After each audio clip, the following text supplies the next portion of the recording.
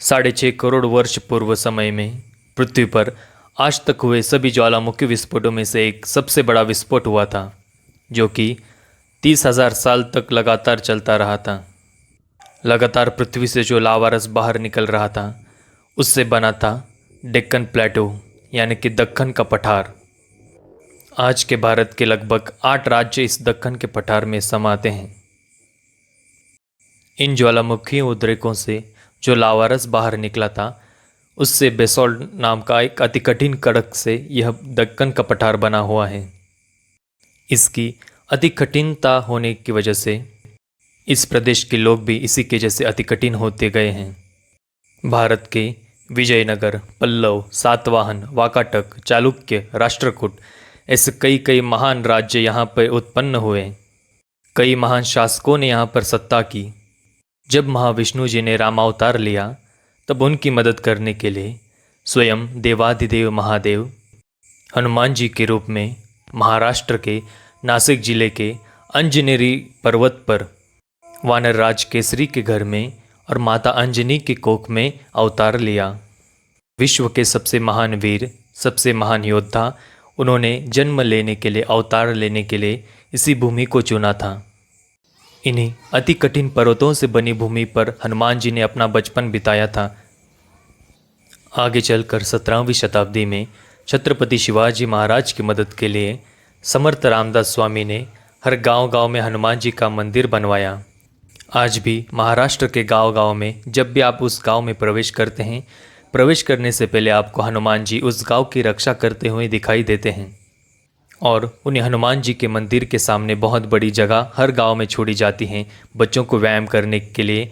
वहां पर बहुत सारी व्यायाम की साधनें रखी होती हैं और कई गोल पत्थर रखे हुए होते हैं। इन गोल पत्थरों का महत्व ये है कि इंसान की पूरे शरीर की क्षमता परखते हैं। मैं कई गाँवों में घुमा, कई गाँव के पत्थर देखे। हर गाँव में मुझे अलग अलग प्रकार की प्रथाएँ दिखाई दी।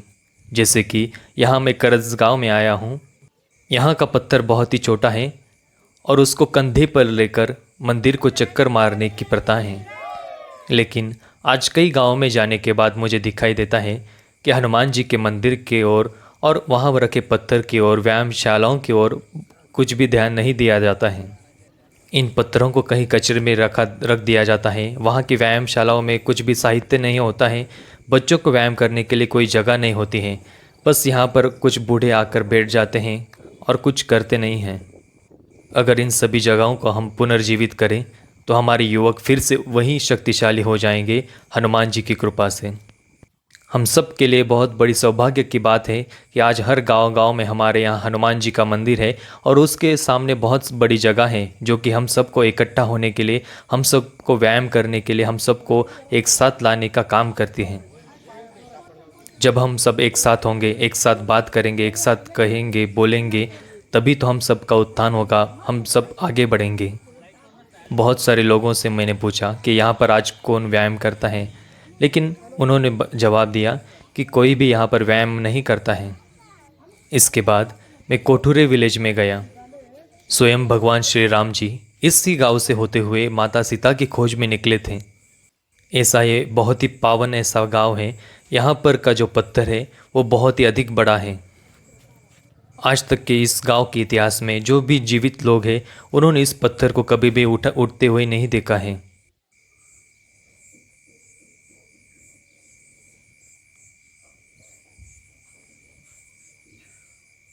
इसी गांव में मल्लखांब की भी खोज हुई थी। यही वो गांव है जहां से स्वतंत्र वीर विनायक दामोदर सावरकर जी अपने अभिनव भारत का काम करते थे। बाजीराव पेशवे जी की माँ भी इसी गांव की थी।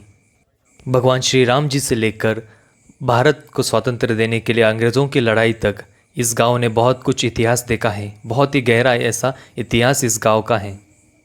इस पत्थर ने कई ऐसे पुरुषों को देखा होगा, कई लोगों को चुनौती दी होगी कि मुझे आकर उठाओ, अपनी शक्ति की परीक्षा करो।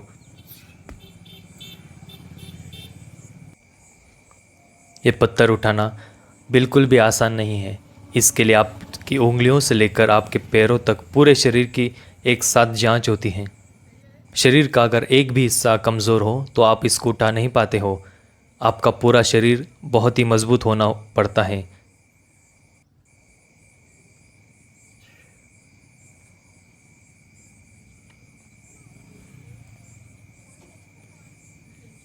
आमचे साहेबराव इसके मुरलीधर बाद शिंदे हम हिवरखेड़े गांव में गए। उचलून यहाँ पर भी एक मारुतीला मारुति जी गारका का देऊन बहुत ही पाच घोडे अच्छा लगायचे. मंदिर है त्यांच्यानंतर और यहाँ पर अर्जुन दो दो पंढरनाथ पत्थर भोईटे, हैं।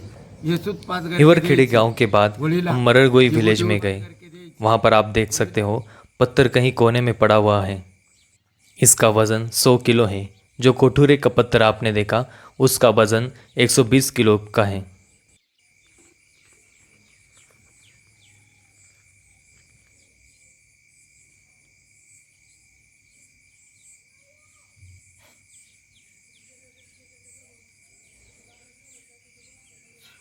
जो भारी पत्थर होते हैं उनको सिर्फ कंधे पर लेकर नीचे डाल देना होता है।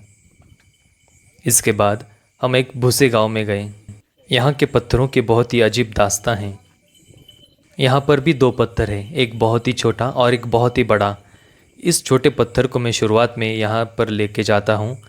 उन लोगों ने मेरी तरफ कुछ ज़्यादा ध्यान नहीं दिया, लेकिन बाद में मैंने इस पत्थर को उठाया।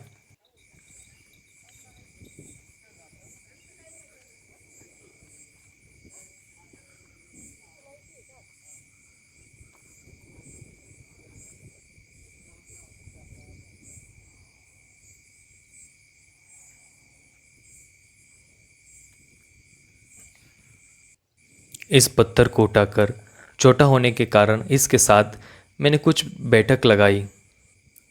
वो सब देखकर उन लोगों ने फिर मुझे सीरियसली लिया और मुझे बताया कि गांव के बाहर वेताल बाबा नाम का एक पत्थर है, उसको आज तक किसी ने भी नहीं उठाया है। उसको आप एक बार जाकर देख लो और उसे उठाने की कोशिश करो। यहाँ पर उन लोगों ने मुझे बताया कि पत्थर को हाथ से उठाकर यहाँ पर लेकर आओ, और फिर उन्होंने मुझे उस पत्थर के बारे में बताया था। ये पत्थर हमेशा हनुमान जी के मंदिर के सामने होता है, लेकिन सिर्फ इसी गांव में मुझे यह पत्थर मसोबा यानी कि महिषासुर, जिसको माँ पार्वती ने मारा था सप्तशृंगी अवतार में, उसके मंदिर के सामने देखा था। और जो बड़ा पत्थर है वो वेताल बाबा करके गांव के बाहर है, जो कि भूतों के राजा है, उसके पास उस पत्थर को रखा हुआ है। ये बुजुर्ग व्यक्ति बता रहे हैं कि राम नाइक करके बहुत ही पुराने समय में एक आदमी था, उसने उस पत्थर को उठाया था। उसके बाद आज तक उस पत्थर को किसी ने भी उठाया नहीं है, किसी ने कोशिश तक नहीं की है। और उसका वेताल बाबा नाम होने के कारण, भूतों के राजा होने के कारण कई लोग उस तक जाते भी नहीं हैं। तो मैंने ठान ली कि आज उसको उठाकर देखूंगा। उन लोगों का आशीर्वाद लेकर मैं फिर उस पत्थर के पास गया। वो वाकई में बहुत ही बड़ा था। जय वेताल बाबा।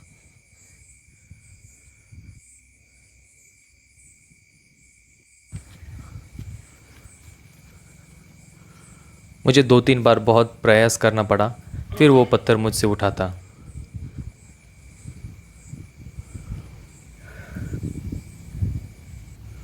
ये सब बातें बताने और कहने के पीछे का कारण ये है कि हम सबको ये जानना चाहिए कि हमारे भारत का इतिहास बहुत ही गहरा, पुराना और सनातन है। हमारे भारत में कई महापुरुषों ने जन्म लिया है। भारत में ऐसी कोई जगह नहीं होगी जहाँ पर महापुरुषों ने जन्म नहीं लिया हो। हम सबको उनका आदर करते हुए, हमारी परंपराओं का आदर करते हुए उनको आगे बढ़ाना चाहिए। हमारे यहाँ कई सारी ऐसी परंपराएं हैं जो कि बाहरी देश अपनी परंपराओं को बहुत ही ऊंचा उठाकर दिखाते हैं। हमें भी उनको ऊंचा उठाकर देखना चाहिए, उन्हें बढ़ाना चाहिए, तभी तो हम बढ़ पाएंगे। अगर हम हमारी परंपराओं को नीचे देखते रहें तो हम भी नीचे रह जाएंगे, क्योंकि हम दूसरों की परंपराओं को आगे लेकर आए तो उनकी परंपराओं के साथ साथ उन लोगों की भी उन्नति होगी। अगर हम हमारी परंपराओं को आगे लेकर जाएंगे तो इसके साथ साथ हमारे लोगों की और हमारी भी उन्नति होगी। वीडियो देखने के लिए बहुत बहुत धन्यवाद। मिलते हैं अगली वीडियो में। अर्जुन पंढरनाथ भोईटे येसूत 5 घरके द्यायचे. होळीला जी गोटी उचलून. बरेच 100 वर्षाच्या पूर्वीच्या गोट्या आहे ह्या गोट्या 100 वर्षाच्या पूर्वीच्या आहे. साहेबराव मुरलीधर शिंदे, अर्जुन पंढरनाथ भोईटे हे खांद्यावर घेऊन एकट्यानंच उचलायची, खांद्यावर घ्यायची, मंदिरला गरका देऊन होळीला 5 घरके द्यायची. आणि उचलताना कसं उचलताना एकटेच कापड उचलायचे. वापरायचे का हाताने? हातानेच उचलायचं, काहीच नाही, खाली काही ठेवायचं नाही.